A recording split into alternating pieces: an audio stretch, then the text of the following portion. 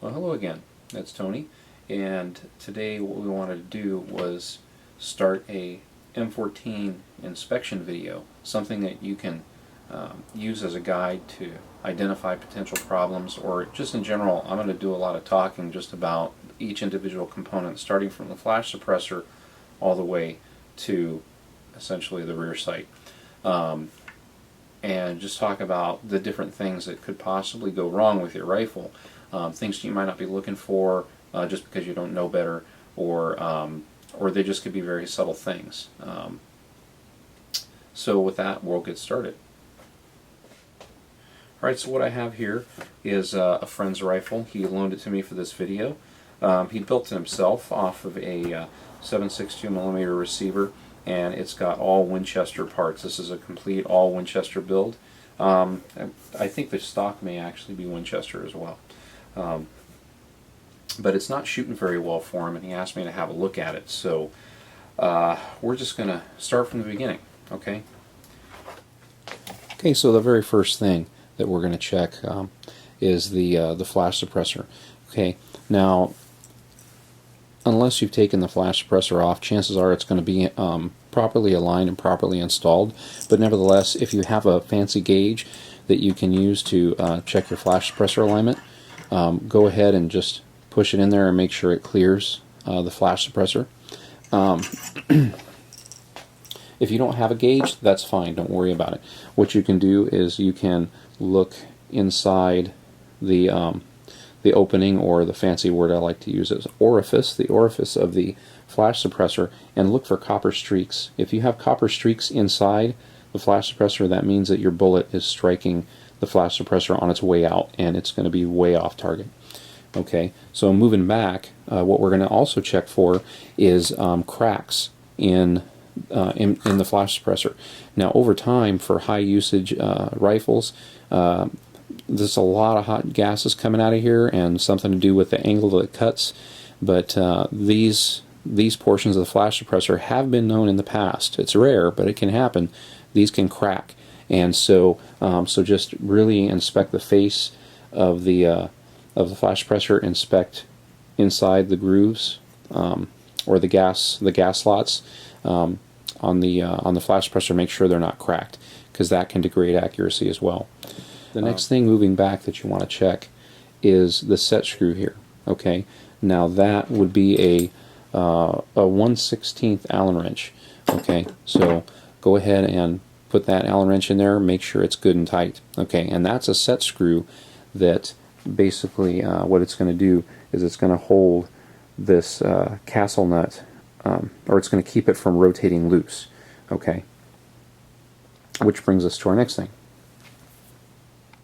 Okay, so now we're moving on to the castle nut here, and what you want to do is inspect that to make sure that it's completely snug. Now, how you check it is literally grab the flash suppressor, see if you can get any kind of a rattle, which I can't. No rattling, no rotating, or anything like that. Or if you can somehow rotate this with your fingers, or even back out the set screw and see if you can rotate this with your fingers. If you can't, good. It's good to go. Put the set screw back in, lock it in place, and it's good. Now, here I have another barrel assembly that does have an example of a loose screw, and you can see and you can hear the movement. Now, when I had a rifle that I bought used from a gun store, this castle nut was not installed properly, and there were copper streaks inside the flash suppressor because it wasn't secured properly. Whoever sold this rifle must have been really, really frustrated. All I did was tighten it up. Groups came right in. Okay? So, again, moving back.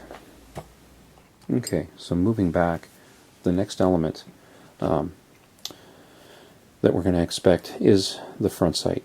Now, the front sight should be completely tight, and also check the set screw right here. And that's going to be a 7/64 Allen wrench. And we'll just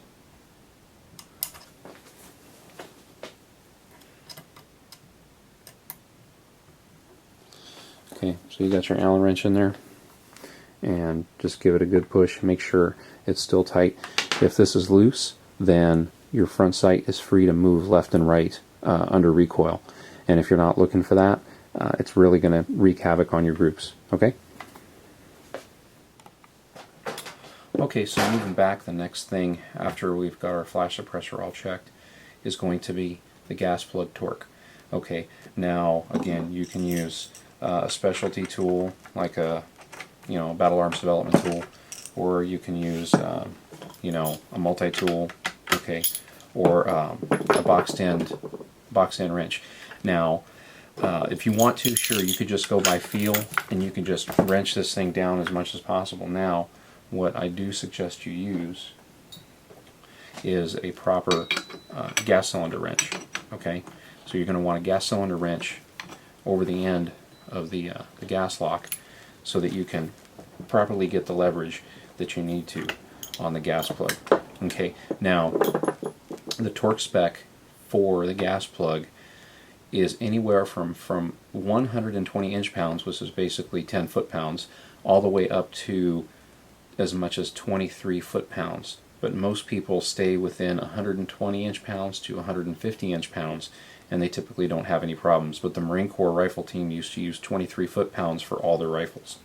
Okay, now if you're going to use a torque wrench, you might have to take off your flash suppressor because of the bayonet lug, so that you can fit the proper socket, on here. Otherwise, it's really hard to get a good angle with your torque wrench. Or you can use some kind of a 90-degree offset adapter.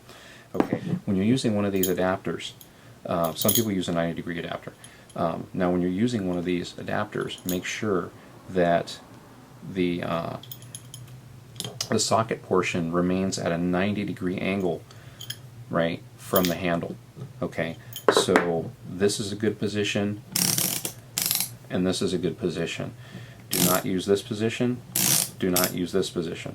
Okay, so I'll go to about right here, where it's at a 90-degree angle, and then slide it over.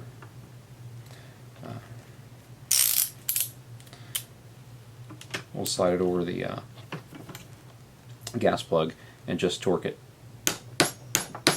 Okay, so that was 150 inch-pounds. Another word about using this torque wrench.